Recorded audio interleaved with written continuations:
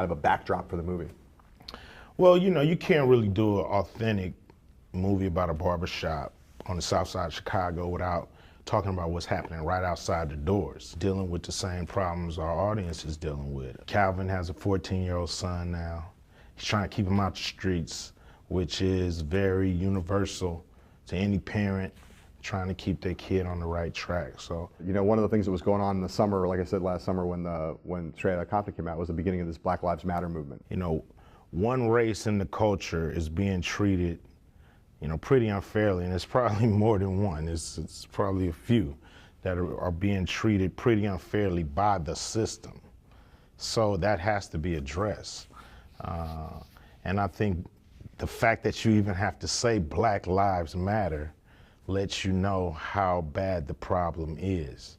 And I know a lot of people blur the lines and say, well, do Black lives matter to Black people? Of course they do.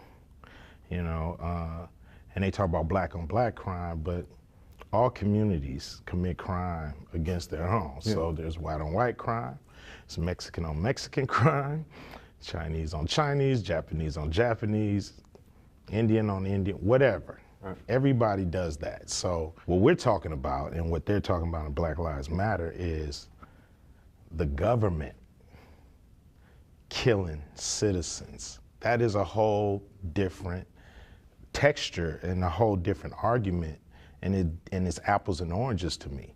When the government is against you, who's with you in the country? That's the thing that people who don't understand the Black Lives Matter movement need to understand. When you feel that the government is against you, who's going to be with you?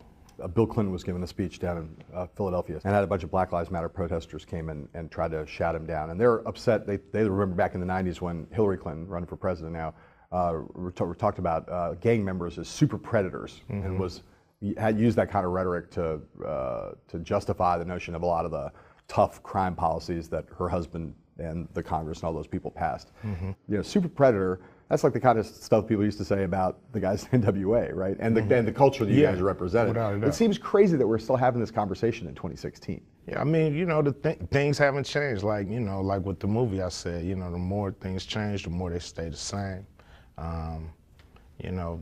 To call your own citizens super predators is pretty harsh, and it's pretty big indictment. It's just like the term thug or hoodlum. It's just an easy brush to paint somebody with, and it's really not solving the problem. It's just making it worse because now you have, the people or the authorities feel like, okay, now they're justified at how they treat these so-called super predators. And what is that? Who is that? I mean, specifically, who are you talking about? Because, the thing back in the 80s, Daryl Gates and the LAPD, they did a war on gangs. Right, sure. But if I'm a Black kid that's not in a gang and but I look like a gang member to this white officer, then it's a war on me. So that's the problem with a term like super predators. Right. And for some reason, the Democrats feel like they're exempt from these protests. Like, we're Democrats. Why are you talking to us like this? Go talk to the Republicans. No. Everybody's a little guilty of putting, of turning their back or passing bad legislation, and everybody should be called out on it. That still makes sense to you that conversation still happened. Like the Black Lives Matter wants to prosecute that case. That seems like still totally legitimate. Of course. Yeah. Of course, because she might be the president of the United States, and if she becomes the president of the United States, we need to know what she's thinking. How does she think? How's she gonna handle this? How's she gonna fix this? She helped create it in a way. How are you gonna fix this? You got a point of view about Donald Trump? Well, Donald Trump is what Americans love. Donald Trump is what Americans aspire to be. Rich, powerful, do what you want to do, say what you want to say, be how you want to be. That's kind of been like the American dream. So he looks like a boss to everybody, and Americans love to have a boss. So, you know, that's his appeal to me. You know, do I think he's going to do anything to help poor people or people that's struggling? No, because, you know, he's a rich white guy. How can he relate? You know, and he's always been rich. And, you know, being rich don't make you bad. I ain't saying that, but I'm just saying, how can he relate? Right. How can he relate to the small guy? For a lot of people, like when Trump, even before he ran for president 4 years ago, when he was like one of the leaders of the birther movement and was loudly going around saying that President Obama was not legitimate president and that he was born in Kenya. For a lot of people, that's like, that man's a racist. Do you feel like that? I'm still mad he took down the USFL. I think that was a cool league, right, especially for the summer. But anyway.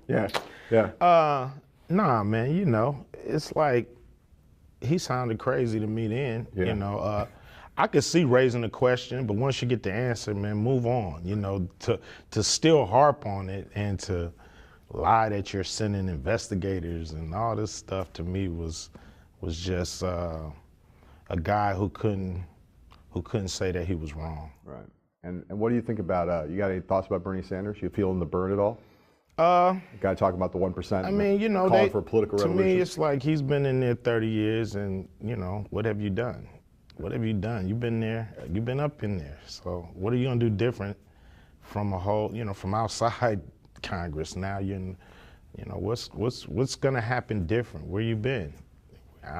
You know, so all of them to me got work to do to get my vote. What should they be talking about, right? I mean, again, does it mean talking about a lot of the stuff that Black Lives Matter cares about most? Talking about like trying to fix the problems in big cities, dealing with police issues, dealing with mass incarceration, all that kind of stuff. Is that the kind of stuff that matters? That's got to have a bigger place in the campaign, in your opinion? Yeah. Well, it's not just saying it or not just mentioning what needs to be done. It's like, I need to see how. What's the plan? I need to believe in your plan. If I don't see it or believe it, it's just politician lip service to me. Because I can sit up there and stand up there and say, we need more jobs. We need better health care. If you were going to be a politician, you do that pretty well. We need more jobs. I need to, you know, get my point together. You gotta have a good point. Either this or that. Yeah, this, right. That. The finger things are that's the key. Donald should. It's almost the end of the Obama administration. You feel like he's been a success? You feel like there's still? I feel like he's been a great president. Yeah. You know, because you know he's dealing with, for one thing, dealing with the recession and the collapse and all that, and you know, holding the country together really. You know, in that way, but you know, Congress haven't worked with him to be able to do some of these great things. You know, and I was real disappointed in the Blue Dog Democrats, and I was real disappointed in the Congressional Black Caucus. Where you been all these 8 years? You know, it's like, where you at? Why you not out helping the man?